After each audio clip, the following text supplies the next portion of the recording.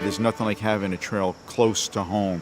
That's one of Mike's dreams. This is something that's going to be coming to the town. High school kids are going to have an opportunity to train on these trails. Our friends at Climb designed the trails, cleared the paths, and did all the hard work. In 1998 is when I first contemplated this would be a great place for trails. At that time, Nassau County owned the property and it was eventually transferred to the town of North Hempstead. This administration really knows how to get stuff done.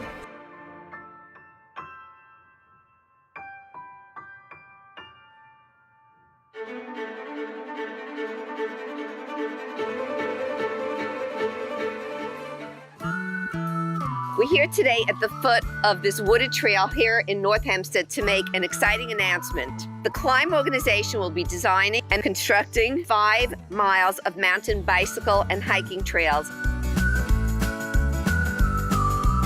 The Climb organization will be maintaining the trails at no cost to our taxpayers.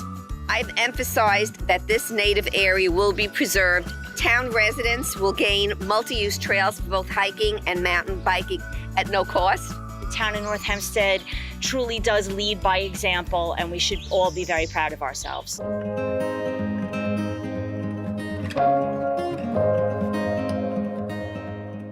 Today we're building a mountain bike trail.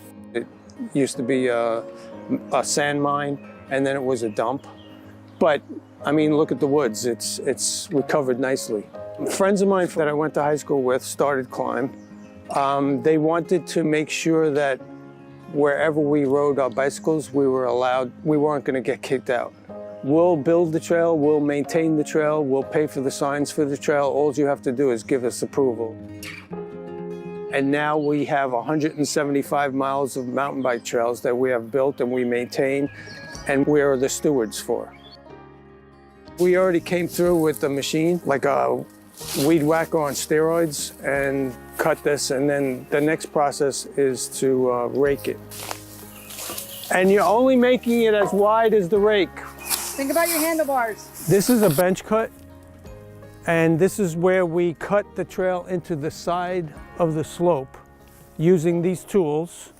We only make it a certain grade so it doesn't erode. This is the most sustainable way to make a trail. This tool is called an inclinometer.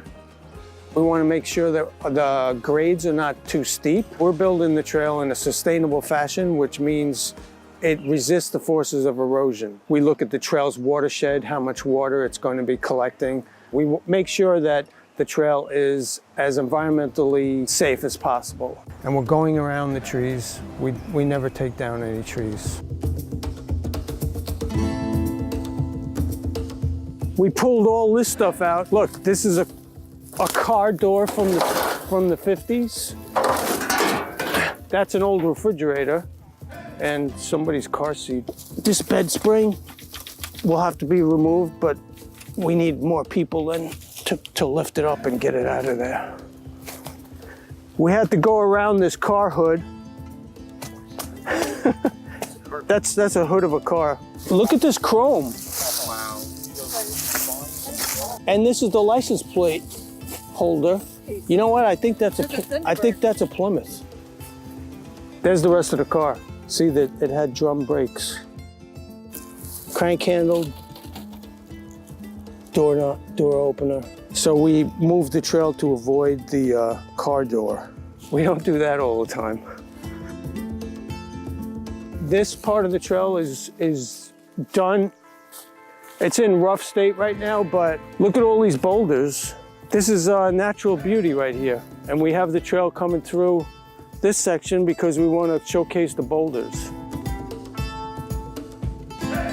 That's all multiflora rose. Most of this stuff in here is non-native invasive plants.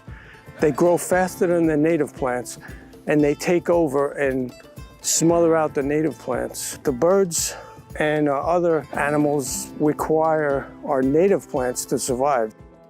So we're gonna have volunteers maintaining the trails and cutting them back, and we're gonna have to cut them back like once every 3 weeks during the growing season, especially if we get a lot of rain like we've been getting.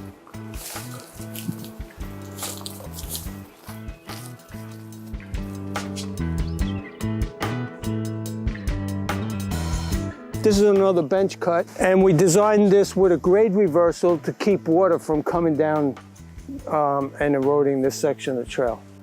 That is a 2-foot high carpet of poison ivy. That's what we had to cut through in order to make this trail. Luckily, poison ivy is a native. The birds and deer eat the seeds. It also grows very slowly, so it's not really going to become a problem. People who are allergic to poison ivy, we recommend they wear full, long pants or long tights and avoid touching anything on the side. Even if you lean against a tree, I mean, look before you lean against a tree because that's all poison ivy. And then over here, we have an additional level of authority. The New York DEC has to approve those routes, and we welcome their expertise to help us make sure that we're not infringing on any sensitive habitat or protected plants. This is something that's going to be coming to the town where the high school kids are going to have an opportunity to train on these trails and start a league of their own or join an existing league.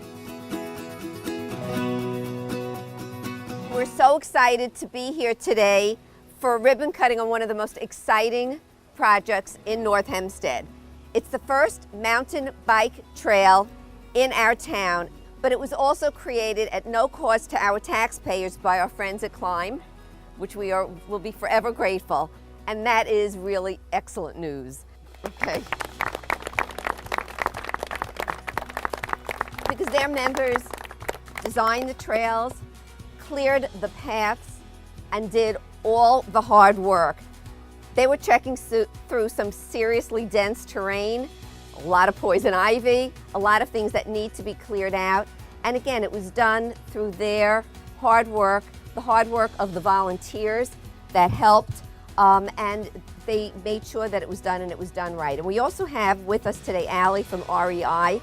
So REI sent volunteers to also work and help clear these paths. They donated $2,000 worth of gaiters, and that was for the workers to put on the bottom of their pants to help protect them from ticks.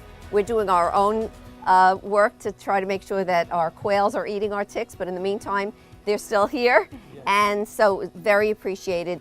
Due to Climb's passion and commitment, the residents in North Hempstead, and actually any bike enthusiast on Long Island, can come here, enjoy this beautiful trail that winds its way through our woods. And so the other great thing that Climb is doing is that they're also going to be maintaining the trails. So anybody who's a bike enthusiast and wants to make sure that these trails are beautiful, it would be great if you could work with Climb to help maintain them as well. These people were instrumental in making it happen, and I am utterly impressed with Michael and Climb and PW Green and the sheer commitment to this project. This trail is like a dream come true for me because in 1998 is when I first contemplated this would be a great place for trails. At that time, Nassau County owned the property, and it was eventually transferred to the town of North Hempstead. This administration really knows how to get stuff done, so we couldn't have done it without your support. It's like the vines. Yeah.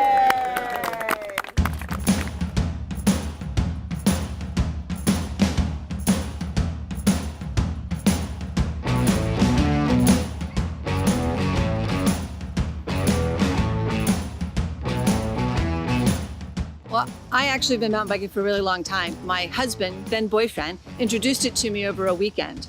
And we've never stopped mountain biking. Like every weekend, we've been mountain biking since. I got proposed to on a mountain bike. We celebrated our 20th anniversary on a mountain bike. Everywhere we go in the world, we're on mountain bikes.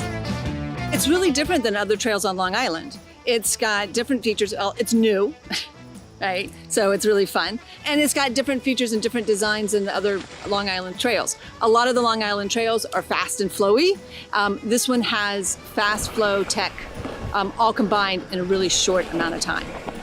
I run a youth program where we take kids riding all over the island. I'm a Climb member, and so we take advantage of all the 375 miles that Climb has of trail. Now we'll have 380 miles of trail. I've been working with Mike Vitti building the trail actually, and the first time that I did ride on it was so extra special. It's very challenging. There's a lot of really good climbs. There's some really good fast downhills, but a lot of short technical climbs. So there's a couple of spots that'll slow you down and catch you off guard the first couple of times through. It's really very special, and it's going to get even more special as we go because there's a lot of great views here. It's been a real challenge for me, moving from the road, different kind of sets of dangers and challenges to being in the woods here and, having to deal with rocks and trees and up and down. And there's going to be different trail levels. So there's going to be a green level beginner's trail. And that's where I'm going to be spending my time here, certainly in the beginning. As your skills grow and as your confidence grows, this is a very challenging place when you get to the more advanced trails for sure. There's nothing like having a trail close to home. That's one of Mike's dreams too, is to have a trail within 20 minutes of wherever you live. So this now is the closest trail to my home. So I'm probably going to take this on as a project where I'll be maintaining it regularly. The first loop is going to be 2-mile main loop, and then there's going to be additional loops off that main loop. The total will be about 5 to 7 miles. So you can choose the amount of exercise you want.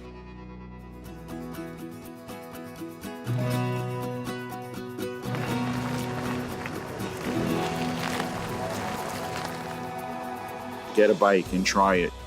I'm only riding for about 10 years. I started kind of late in life. It's the best thing I ever did.